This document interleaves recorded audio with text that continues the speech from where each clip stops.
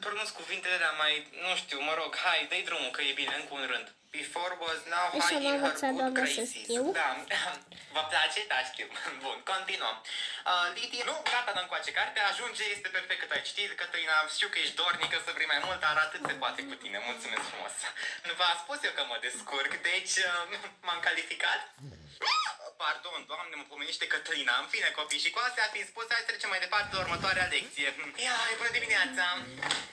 Ulala, că veni vorba despre Cătălina. Bună dimineața, Cătălina, ce faci, draga mea, de când nu te-am mai văzut? Mama mea, ce te-ai schimbat, mă, fată, de 2 luni ai mai venit la școală, mă, copilă, unde ai fost?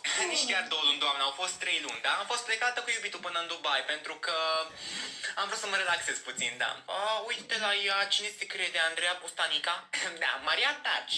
Ai fost plecat în Dubai în loc să la școală, ce frumos, știi? Și eu mi-aș dori să mi se întâmple un caz din ăsta în viața mea, dar nu se întâmplă la toți.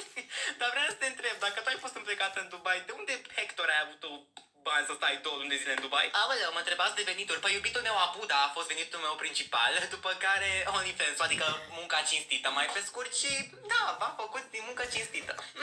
Muncă cinstită? Bravo, bă, Cătălina, să mă de tine, te descurci mai bine ca mine. Păi așa să duci în continuare, bravo ție, mă, copchilă.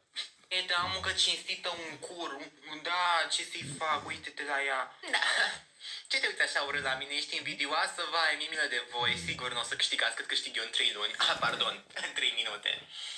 Că o omor pe asta, că nu. Nu, Maria, stai. Maria, te sparg în 2. Gândește problema asta mai repede, pentru că vreau să plec o dată acasă, că mă țin din cauza ta în programare la unghi. Ce e atât de greu? Nu e greu, dar de ce nu se ia și varianta asta în calcul? Asta mă enervează. Dacă mi-a dat viteza mașinii minus 10 la pătrat, nu înțeleg ce am făcut greșit. Nu, dar nu e bine, că trebuie să scazi din ăsta, Maria. Nu, Cătălina, lasă-o în pace, că te țin până mâine la școală. Nu ți-e rușine, lasă să gândească singură, da? Maria, haide să văd odată caietul la dubla 6, cât pui mei ți-a ieșit rezultatul. Deci mi-a dat că mașina se deplasează cu minus 20 de km la oră. Păi tu ești idiotă, cum să dea mașina cu minus? Deci nu că vă țin aici până termină Maria problema. Stăm până mâine dacă e cazul.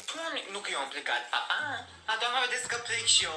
La revedere. Maria, nu fi supărată că o să poți, dar fă ca mașina asta să sleieze mai bine ca și Cătălina.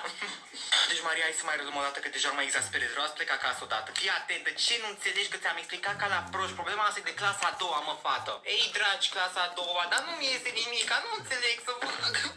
Dar nu mai plânge, că nu rezolv nimic. Să te trântesc aici, fii atentă. Deci tu ai calculul ăsta, da? Ăsta l-ai făcut și tu, bravo. Dar din ăsta trebuie să scazi ăsta, mă, copchilă, nu ăla. Cum scazi din ăsta mai mic la mai mare? Și de asta se adună asta, ca să poată să fie scăzut. Gata, am înțeles. Și atunci dacă scad... Nu, îmi dă tot minus 20 de km. Imediat mai revenim. Imediat se gata, dar mai revenim și după. Nu e logic?